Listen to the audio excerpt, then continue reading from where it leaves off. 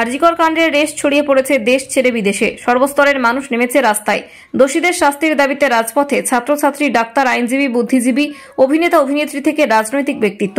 এবার শহর ছেড়ে গ্রাম পিছিয়ে নেই। গ্রামের মহিলারাও সবার একটাই দাবি, জাস্টিস। লেডি ডাক্তারের মৃত্যুর জন্য দায়ী দোষীদের খুঁজে বার করে উপযুক্ত শাস্তি। কোনো রং নয়, কাউকে আড়াল করা যাবে না। 8 থেকে 80 মিছিলে সামিল সবার একটাই দাবি। সোমবার রাত 8টায় হুগলির চণ্ডীতলার জঙ্গলপাড়া বাজার থেকে মশাট কদমতলা বাজার পর্যন্ত হলো মিছিল। মিছিলে কারো হাতে প্লাকার্ড, কারো হাতে মোমবাতি, আবার কারো হাতে জ্বলছে মোবাইলের আলো। দাবি সবার একটাই, আই ওয়ান্ট জাস্টিস। এই এলাকার মানুষ এই প্রথম দেখলো এত বড় প্রতিবাদের মিছিল। মিছিলে সামিল রাজনীতির রং ভুলে অগণিত সাধারণ মানুষ। মহিলাদের মধ্যে ছিল বাড়তি উন্মাদনা। দাবি এক, বিচারও এক। কি নাম আপনার? অনুপমা দাস। বলছি আজকের এই কর্মসূচি কিসের জন্য? কর্মসূচি আপনারা অনেকেই জানেন, শুনেছেন, অবগত আছেন। সারা পশ্চিমবঙ্গ তথা সারা দেশ বললেও ভুল হবে না যে কাণ্ড নিয়ে আজকে উত্তাল। আরজি করে যে নারকীয় ঘটনা ঘটে গেছে, অপ্রত্যাশিত ঘটনা, সেই ঘটনার প্রতিবাদে আজকে কৃষ্ণরামপুর পঞ্চায়েতে জনগণ একত্রিত হয়েছে। আমি এখানে আমন্ত্রিত। এখানে আমার একটা ছোট কাজ কারবারের সাথে আমি যুক্ত, সেই হিসেবে কৃষ্ণরামপুরের সকল পঞ্চায়েতের সাথে আমার পরিচিতি আছে, সেই হিসেবে এখানে আসা। এটা অত্যন্ত বেদনাদায়ক। এটা আমরা সম্পূর্ণ অরাজনৈতিকভাবে সর্বস্তরের মানুষ আজকে একত্রিত হয়েছি। এটা কোনো রাজনৈতিক উদ্দেশ্য নয়, একদম বলতে পারেন যে হৃদয়ের অন্তরের অন্তঃস্থল থেকে একটা বেদনার বহিঃপ্রকাশ। এটা বারবার মহিলাদের উপরে যে ঘটনা ঘটছে, এটা আমরা প্রত্যেকে চেষ্টা করব আজকে যে সমাজের প্রত্যেক স্তরের প্রত্যেক মানুষ, এটা জাতি ধর্ম নির্বিশেষে, কোনো লিঙ্গ না দেখে, ছেলে নয় মেয়ে নয়, আমাদের প্রত্যেকের কাজ হবে নারী জাতির সম্মানকে রক্ষা করা এবং নারী জাতি তারা যাতে সুরক্ষিত থাকে এবং আগামী দিন সমাজে নারীরা যেমন বিভিন্ন ক্ষেত্রে আজকে এগিয়ে আসছে, সমাজের উন্নয়নমূলক কাজে নারীদের একটা বিশেষ ভূমিকা পাওয়া যাচ্ছে। আজকে আমাদের বাড়ি দিয়ে, আমাদের পরিবার দিয়ে যদি আমরা তুলনা করি, আমাদের বাড়ির মা যদি না থাকেন, সেই বাড়ির একটা যেমন বিশৃঙ্খলা ভাব থাকে, একটা অগোছালো ভাব থাকে, জীবনের প্রতিটা মুহূর্তে নারীর একটা বিরাট ভূমিকা আছে।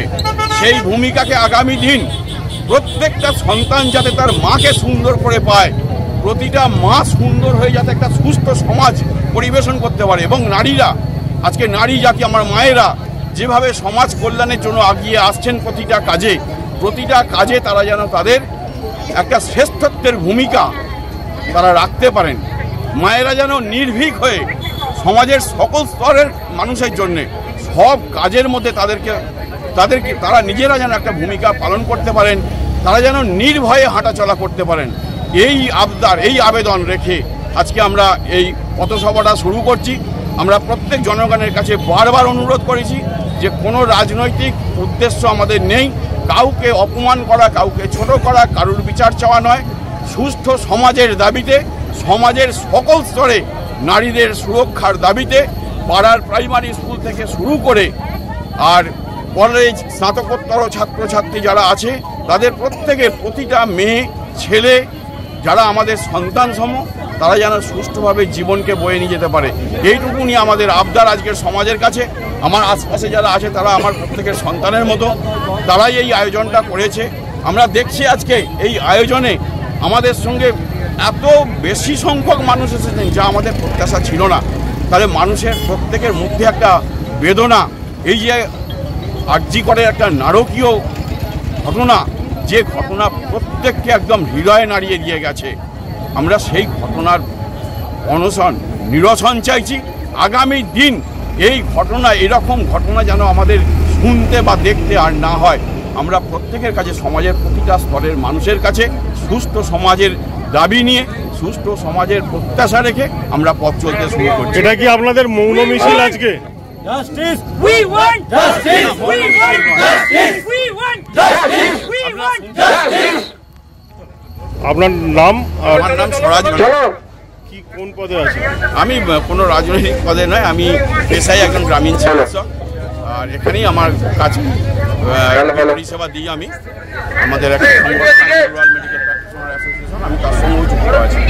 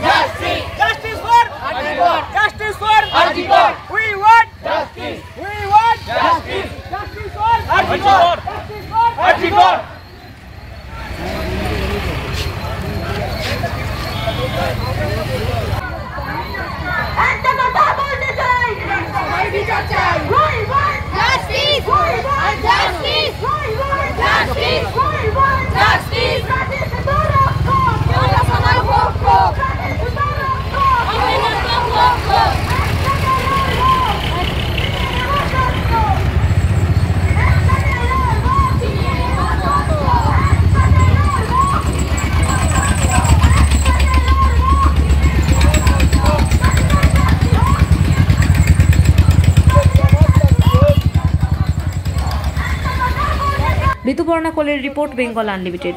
রয়েছে আরও খবর, আর এই খবরের আপডেট পেতে আপনারা সাবস্ক্রাইব করুন এই চ্যানেলটি।